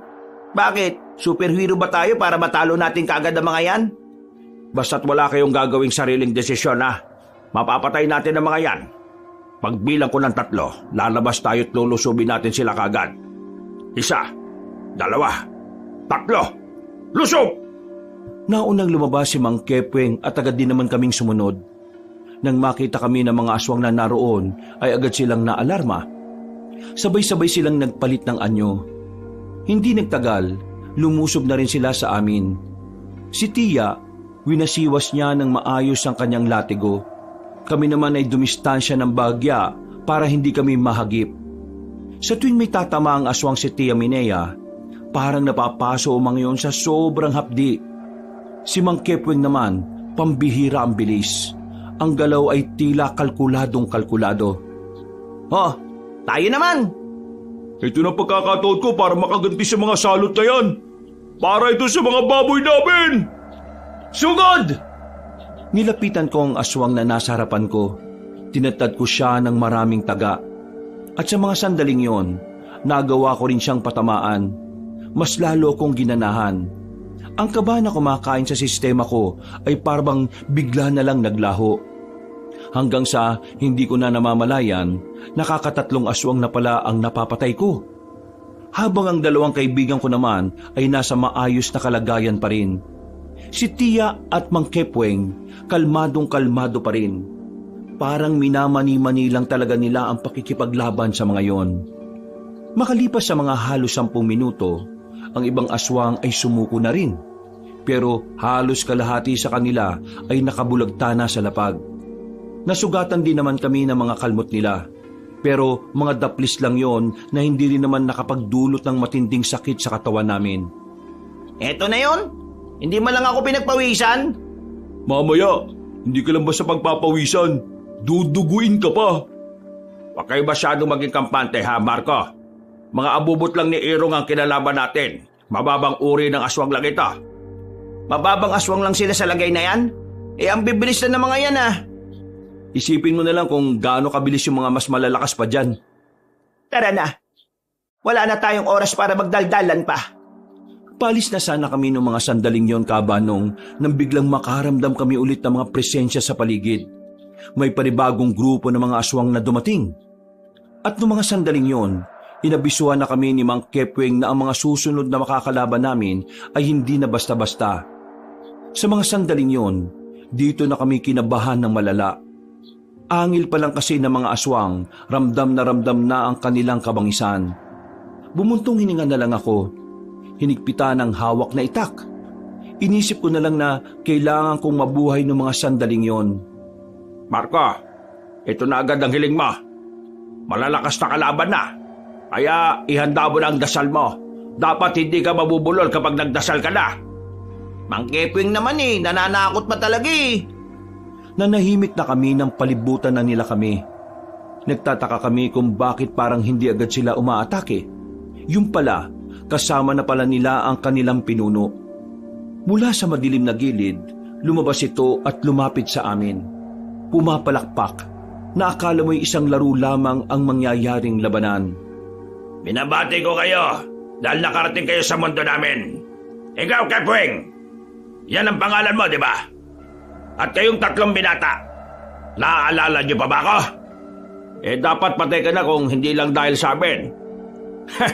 Sa madaling sabi, meron akong utang na loob sa inyo.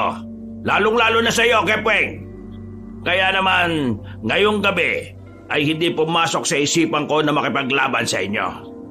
Parang hindi naman kasi tama ang taong nagligtas sa akin gagawin kong kaaway. Parang wala naman akong utang na loob kapag ganon, hindi ba?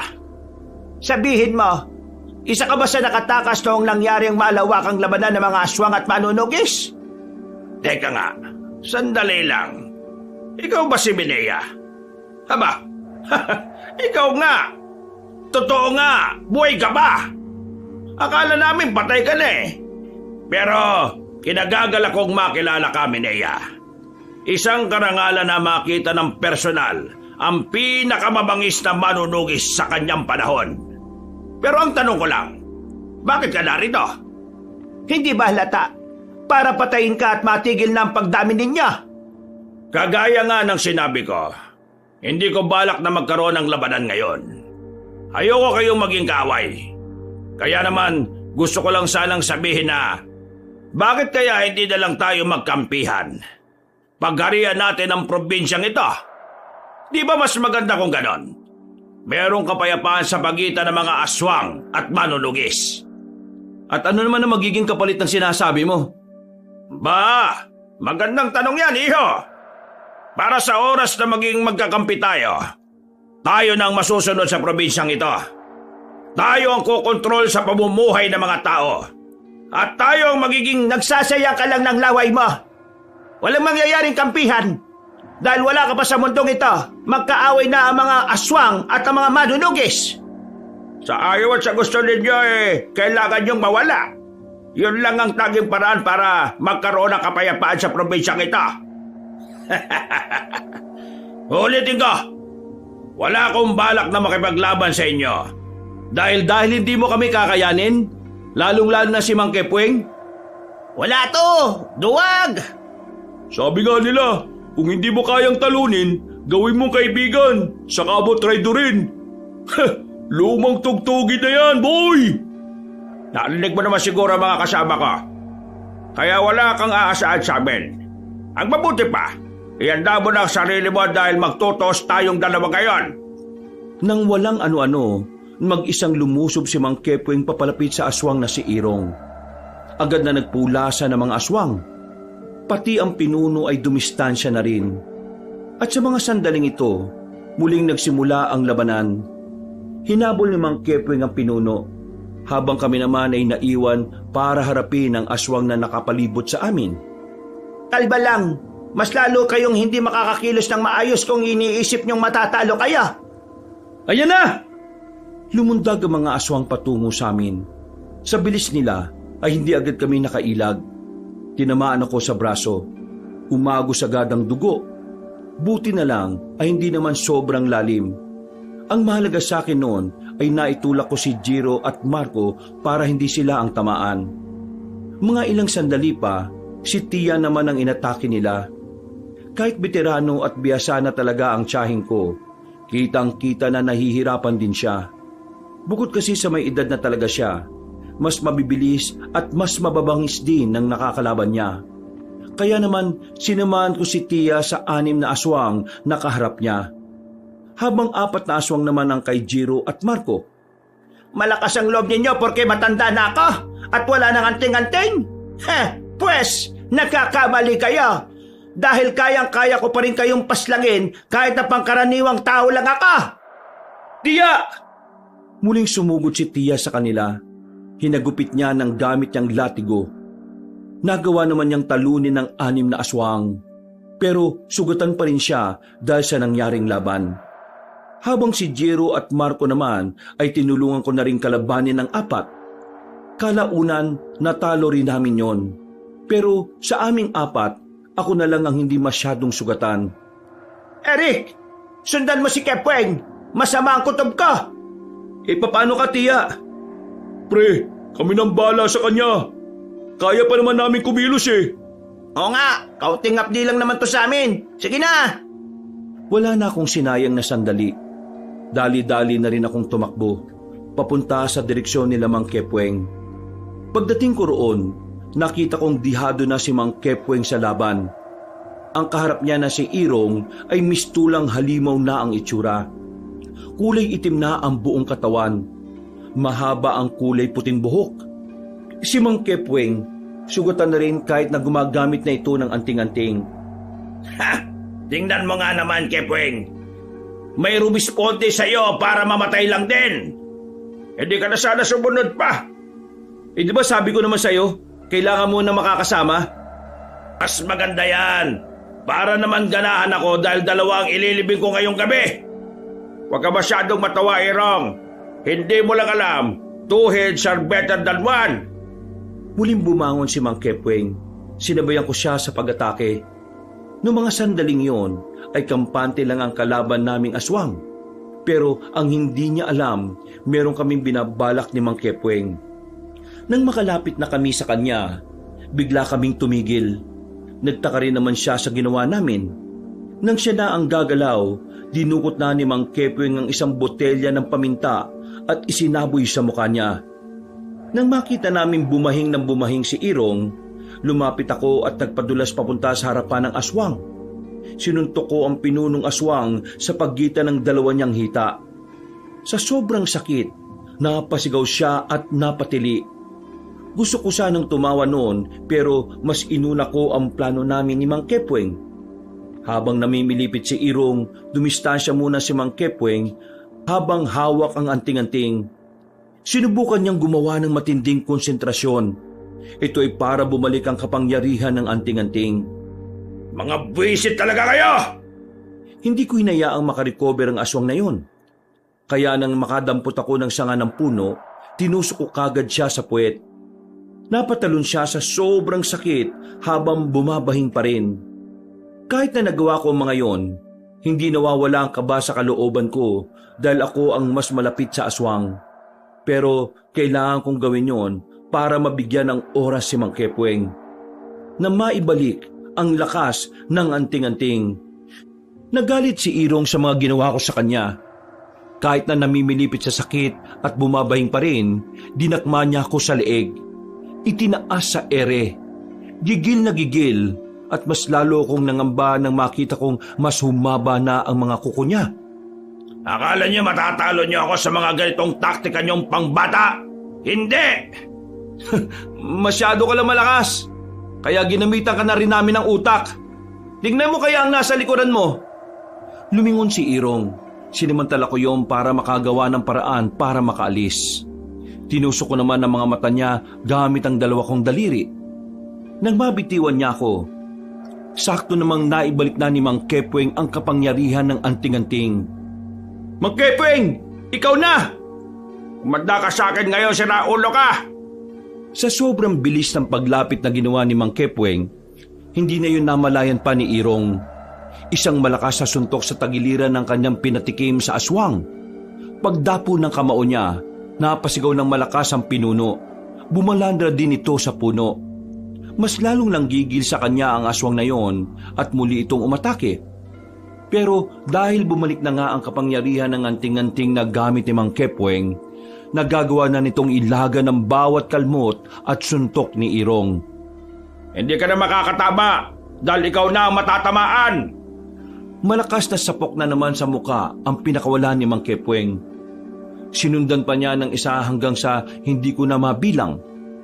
Noong mga sandaling yon, kita agad na hindi na uubra ang kalaban namin. Kaya hindi na nagpatumpik-tumpik pa si Mang Iner.